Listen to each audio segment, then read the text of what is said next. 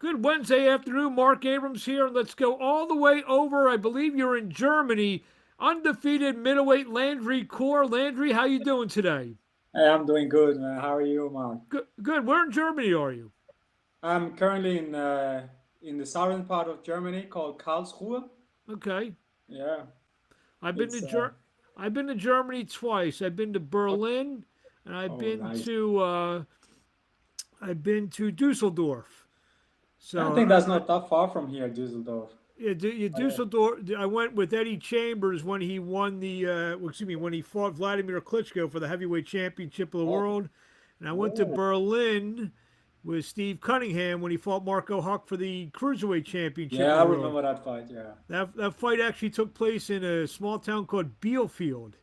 I don't know if you're Okay. familiar with that, where No. Cunningham scored a sensational knockout in the 12th round. Anyway, so what's happening? 11-0-1, six knockouts. How's everything going? Everything's going well. I'm lucky enough to have a gym down here where I can keep working. Even though there's a lot of restrictions due to Corona. So, so I feel great. To talk about, I've talked to hundreds of fighters here in the United States about how it was during the worst times, and hopefully the worst times are behind us with the pandemic. Yes, yes. How were you able to? Were gyms shut down? Was it total lockdown over there in terms of what you were able to do for your boxing career? Yes, it was. It was completely. I think it was basically the same thing everywhere. It was completely shut down, lockdown. But I think that at some point we had to work, but not. We had to do it outside and stuff like that. But yeah, the coach did his best to keep us busy, and yeah. So I feel like I didn't really feel like I had a setback with my training and everything. I was still able to keep working. So tell us a little bit about yourself. I know a lot of fans in the United States probably are not as familiar with you. So tell us a little bit about yourself. I know you were born in the Ivory Coast. It's a country, I believe, in Africa. And then went to Denmark. I mean, how does that happen? Yeah, but yes, I was born in Ivory Coast until I was, and I lived there until I was 10, 11, and my father decided to to move to Denmark. So we all went to Denmark, where I basically lived the rest of my years until now. So yeah, I grew up in Copenhagen, went to school there, and actually in Denmark, where I learned and where I started doing boxing as a young amateur. So what brought you to the gym? What got you to start boxing? Yeah, but it's a little bit a funny story. I don't know if it's funny, but it was a. I lived, I moved to Denmark with to my father, and a couple of years, actually 1 year after, I got, you know, left on the street, and then I end up in a foster home. And during my stay at that foster home, there was another Danish kid also living there, and yeah, he had some issue with some amateur fighters, and then yeah, we went to the gym trying to, you know, deal with business, and then fell in love with the sport. So that's basically how I end up in the boxing gym, and it was amazing. And that took you to an amateur career. You had I guess, a pretty good amateur career. Yes, I did. I'm as an amateur, I end up in the national team for Denmark, and I was a national champion once, and it was a really good time as an amateur. Talk about the boxing scene over in Denmark. Obviously, I believe Mikkel Kessler would have been the biggest name. I know Brian Nielsen had some success as a heavyweight. Were those two of the guys that maybe would have influenced you? Actually not. Yes, Kessler definitely, has been an idol for me. Also, as a young amateur. But the fighters that I was most impressed of was Jimmy and Johnny Bredel. The Uh, Bradles, yes. yeah, the Bredel brothers. I mean, Jimmy Bredel, who was my first boxing coach, actually fought Oscar De La Hoya. Oscar De La Hoya. Yup, very famous fight Yeah, here in the United so States. I was looking up to this guy, and then yeah, later on, I got to know Brian Nelson and Michael Kessler. So yeah, these were the two guys for me. The one of the brothers was more technical, the other one was more a fighter. Like Yes. so it was yeah. These were my guys. When I started my boxing career. Talk about the boxing climate now in Denmark. I know you were over in Germany, which is a lot more going on in terms of boxing wise. But the boxing climate in Germany, talk about that. Obviously, you mentioned there are some world class and Kessler, maybe a Hall of Fame type of fighter who came from there. Talk about that. Yeah. Well, right now in Denmark, well, boxing is. I think the female fighters are doing way better than most men and most of the guys, and yeah, so they've we I was working with the promoter in Denmark, and they are really doing their best to keep boxing alive in Denmark, but they're going through tough times, because boxing is not the biggest sport in Denmark. I think handball or soccer is way bigger. So the interest from TV and people in general is not there. So it's a really tough time. I mean, fighters are going through really tough times. Did you, as a young kid, also participate in those sports? And maybe I guess soccer would be pretty big over there as well. Yes, I'm from Ivory Coast, so coming from Ivory Coast, everybody wants you to be a soccer player. So actually, the first sport I was doing was actually playing soccer. My father sent me to a soccer club, but yeah, it wasn't my sport. It was not that interesting. So So you had a good amateur career. You turned pro, and talk about the early goings of your pro career. You've fought a lot of veteran type of guys. I see guys with 50 fights, guys with 30 fights. I saw in your first group of fights. To talk about your early career so far, which is spanned. Excuse me one second. Spanned. You turned pro in 2014. yes. It's quite funny, the way I turned pro wasn't really planned, as I actually did stop boxing for like a year before I turned pro, and then I went to the army. I went to the army and wanted to go to Afghanistan, when the Danish army was sending soldiers to for in ISAF in the ISAF thing going on. But then Tim Sauerland, who was a big promoter, who actually Mm-hmm. I guess They're the still around. yeah, they're still around, and yeah, they came to Denmark and had an audition where they were looking for more fighters. I think Kessler stopped his career or something like that, and they were recruiting new fighters. And my old amateur coach called me like, hey, there's this thing going on, and I was like, yeah, but I'm in the army right now. I can't really leave and stuff. Like, yeah, just come, show your face, and so I did, and I end up getting a contract for a few fights with Tim Sauerland, I, and that's how I started. I see you had one fight in the United States and North Carolina, and we actually have a comment from a fighter in North Carolina, Yeah, Blake Mansfield. yeah, He chimed in here. We have his message on the screen. He says my bro can really fight, and he needs to be out there on bigger stage to be real. So I guess Blake a little bit. He's super middleweight here. He's fought on a lot of cards that I've worked on in Philadelphia and Pennsylvania. So I guess Blake a little bit. yes, I do. Blake is he's a tough man. I've been sparring a lot with him.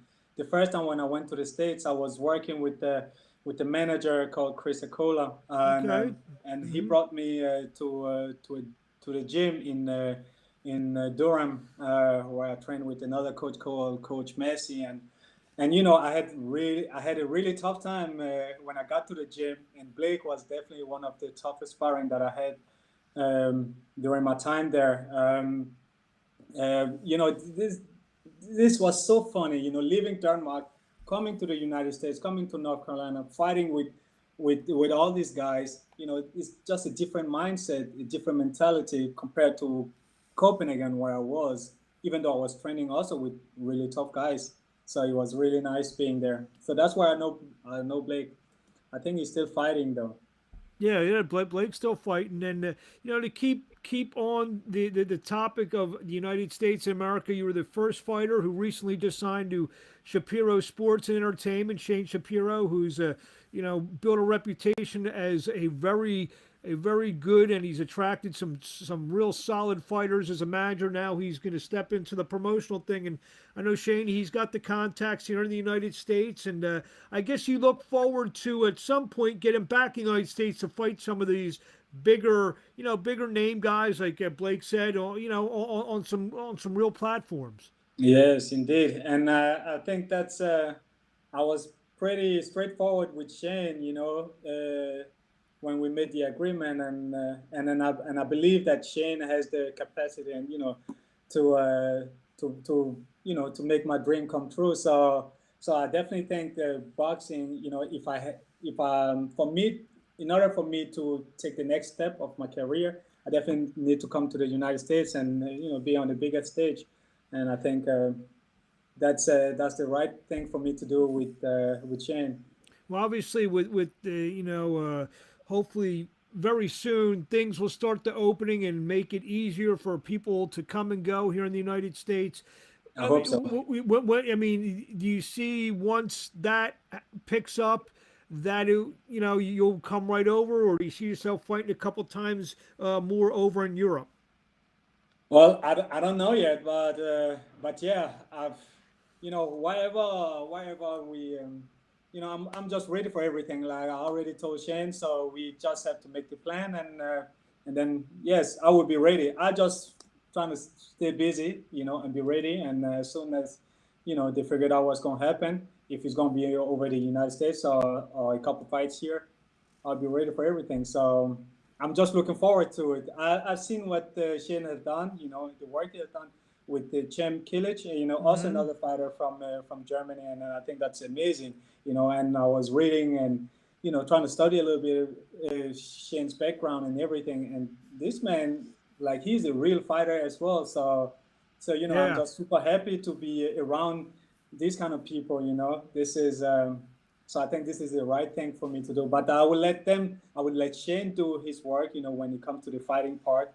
I would just, I'm just a machine. I would do the work in the ring. So Mm-hmm. And Kilic just scored a first round knockout in Mexico the yes, other he did. night. I was checking that out. Yeah, that's also amazing. For fans or boxing people who haven't seen you fight, what's the style of Landry Kore? Well, I think my style changed completely when I started as a pro. As I don't know, I had to figure out what kind of fighter. But working with Dominic Younger now, definitely, he understands my style, and he's like working on my strengths. So now I don't I'm more like I don't know how to describe myself. I still believe that I'm a technician, but I think I'm more like, what do you call it? I don't even know what's the term of it. But I would go into the fight. I can take a punch, but I can definitely I have some power in my hands now than I had before, and yeah. So we keep working on my strong sides, and I don't know what kind of fighters I would call myself, but I think that's the question for Dominic Young actually. Your last fight was last February 2020. You scored a fifth round knockout over a Yeah. fighter who was, I believe, 10-1, and you know, obviously it's been over a year. What how much confidence does that leave you? That does that give you in terms of you know, you knocked out, you know, a very capable opponent. Yes. The last fight, of course, is so many months ago. But during this time where I've been inactive, I've been working really, really hard. Just for a couple of weeks ago, been sparring with Vincent, who's currently ranked, who had a fight with Kelly Plant and everything. Oh, well, And this is, Fagenbush, yes. yes, he's also a really tough guy. So I do everything to stay busy and be ready for the opportunities that comes. So I'm pretty confident. That fight was a good fight last year in February. But So, so, yeah. so you, I mean, despite you being in Germany or Denmark, and we mentioned some of the fighters that you kind of looked up to. There's also some good world class sparring over there that you're getting as well.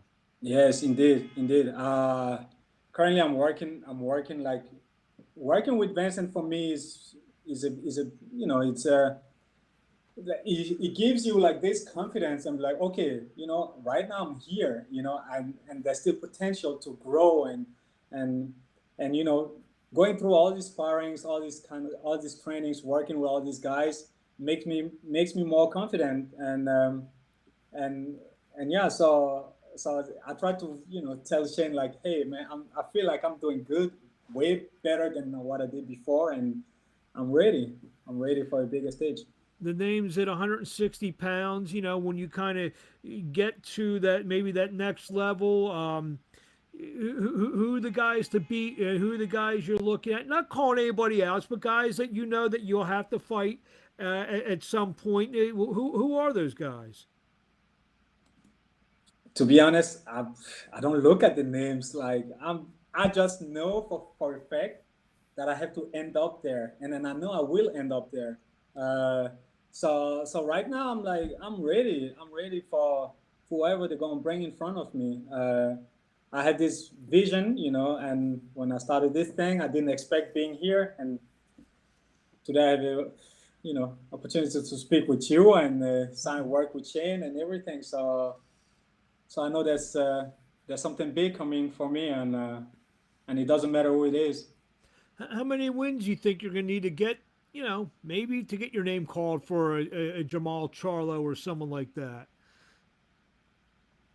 I don't know. I think I maybe need one or two good fights in the state. Then it doesn't matter about the amount of fights. I think one or two good fights in the state, to you know put my name in the mix, and I think everything will come for itself. Yeah. There you go. Last few questions.